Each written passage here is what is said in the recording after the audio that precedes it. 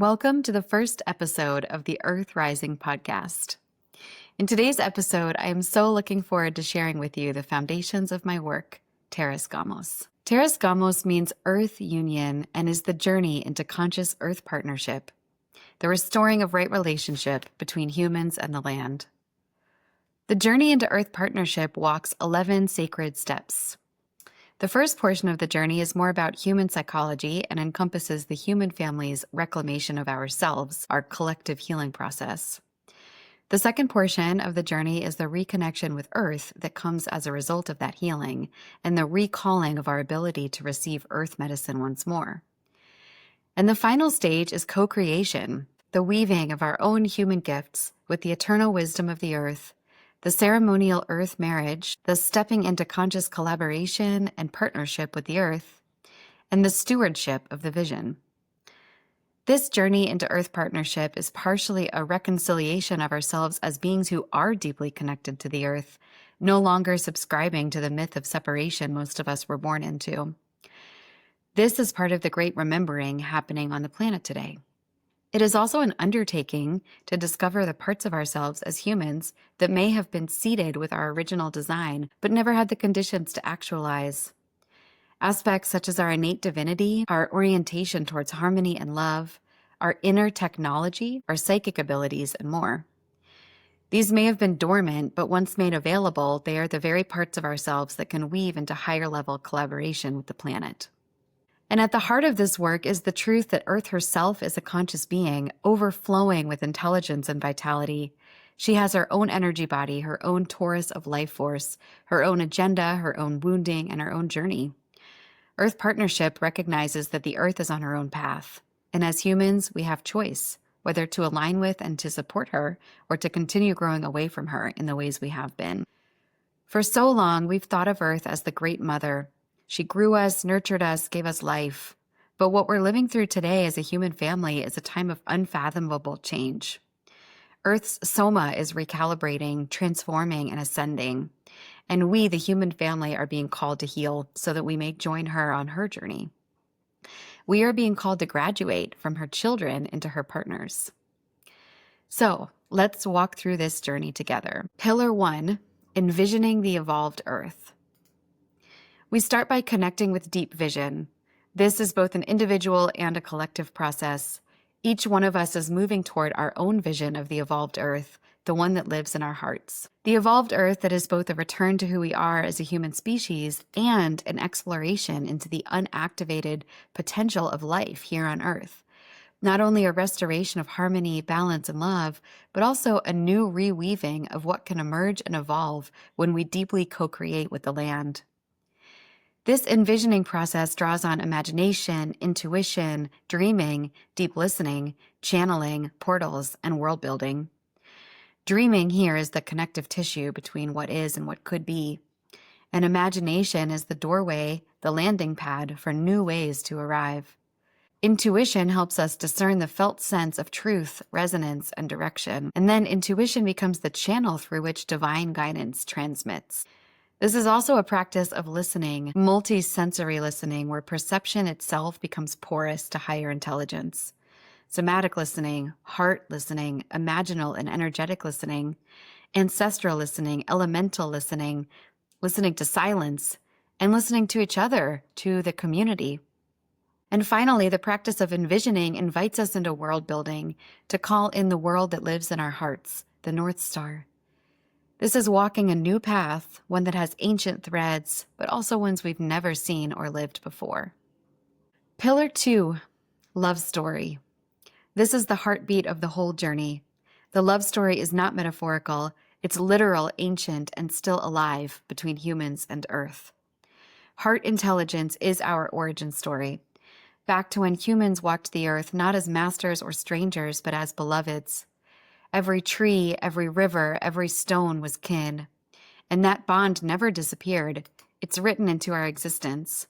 The thread is still here, waiting to be rewoven. As we graduate from the age of information into the age of the heart, wisdom will come not from facts or data, but from relationality and attunement. The love story between humans and the land is the greatest of all time. Can we fall back in love with the earth in a reciprocal, interconnected way to illuminate the most powerful expression of love that exists? We all have earth-based ancestry. There are stories in all of our lineages of living close to the land, and we have our own personal stories of earth love. Reconnecting with these stories will ignite the collective relational upgrade of the heart. Pillar 3, separation. This is the shift from intimacy with earth to estrangement, the interruption of the love story. Separation consciousness took hold through widespread cultural and religious practices until it became the mainstream operating system, both collectively and personally. Separation caused widespread illness and imbalance in body, mind, and spirit, and culture. We separated from our own divinity, which was always entwined with the earth's divinity. We learned to see her as inanimate, as a resource to extract. We transitioned from reciprocity to domination. We treated ourselves and our bodies the same way that we treated the earth and her body. Fragmented, we lost vitality, and through collective forgetting, we forgot there was another way. Pillar 4, reckoning. This is where we turn to face what has been hidden or denied. Separation names the rupture, reckoning accounts for the harm. It is the alchemic transition from numbness and not knowing into the searing intensity of seeing and feeling. Reckoning means awakening to the truth, acknowledging the pain, and assessing the damage. It involves sacred rage and shadow work, honest witnessing. It asks us to see our own separation wounds and how we've internalized these extractive systems, how we've unconsciously become complicit. Here we encounter grief, the grief of separation of what has been lost. Pillar 5, sovereignty. Sovereignty is the reclaiming of self. When we become sovereign, we cultivate interdependence with life itself, clear boundaries, energetic clarity, resilience, and adaptability. Sovereignty is where we learn to integrate the shadow of separation and where we prune away what is no longer true through endings, necessary change, and death medicine. It's claiming inner authority, inner compass, inner voice, sacred choice, and connecting with the intersectionality between outer guidance and inner knowing, between fate and free will. With sovereignty, we develop our understanding of and ability to embody the frequency of unconditional love as the only form of protection needed. Here, we stabilize, we reclaim what's ours, and release what's not. Pillar 6, vitality. This is the hinge between sovereignty and the discovery of our innate gifts. Vitality is the energy of life force itself, the animating presence within all beings, the felt sense of aliveness, the flow of chi. It is transcending survival and coming back to life. When we become alive again, we come into a multidimensional expression of our aliveness through channels of life force, including the heart field, relationships and intimacy, embodiment, nature connection, voice and expression, awe and wonder, art and beauty, sexuality and creativity, humor and play, curiosity and learning, and truth and authenticity. Vitality teaches us that an active love relationship with Earth is life-giving. Pillar 7, gifts and life medicine. Life medicine is your unique pattern of vitality, which eventually becomes the gift you have to share with the world. Gifts are not talents or career skills. They are your medicine frequency, the way you personally contribute to restoring right relationship between humans and the earth. Your life medicine flows naturally when you are connected to your aliveness. Creativity is a signature of this, the impulse to channel life force into form. Based on my observations as a clinical psychologist, I've developed 4 creative archetypes, each linked with the wisdom of an element: water, wind, fire, and earth. These archetypes reflect the many ways life force expresses through us. Pillar 8, land connection. This is animism restored, the recognition that all life has spirit. Through deep listening practices, land listening, land witnessing, dialogue, we transcend the linear and verbal ways of communicating we've been taught, and we learn Earth's language. We shift our relationship with Earth from extraction to offering. We invite nature to guide and teach us. We build deep relationality. We begin to receive Earth's messages, becoming Earth channels, learning to receive her eternal wisdom once more. Pillar 9, Earth Weave. This is where we take our life medicine and weave it with the earth. It's not about imposing our vision on the land, but rather allowing the earth's wisdom to shape, refine, and guide us. It is evolutionary work, where human creativity and the earth's evolutionary drive align.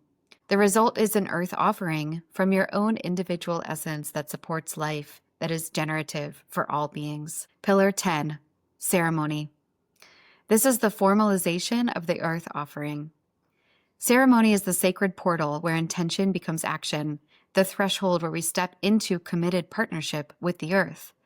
Like the ancient Banashrigi, where the high kings of Ireland wedded the sovereign goddess, this is a modern-day earth marriage, a heart promise, a vow of commitment to be in right relationship with life itself. Ceremony is ancient technology that has been practiced across cultures and time. It has always meant transformation. And lastly, Pillar 11, stewardship. This is about carrying forward the vision of the evolved earth, recognizing our innate divinity as humans, embodying our vows. It is heartfelt leadership rooted in reciprocity and integrity. It is cultural reweaving, intentional integration, and living out the journey into earth partnership in daily life. Stewardship is the embodiment of the earth weave.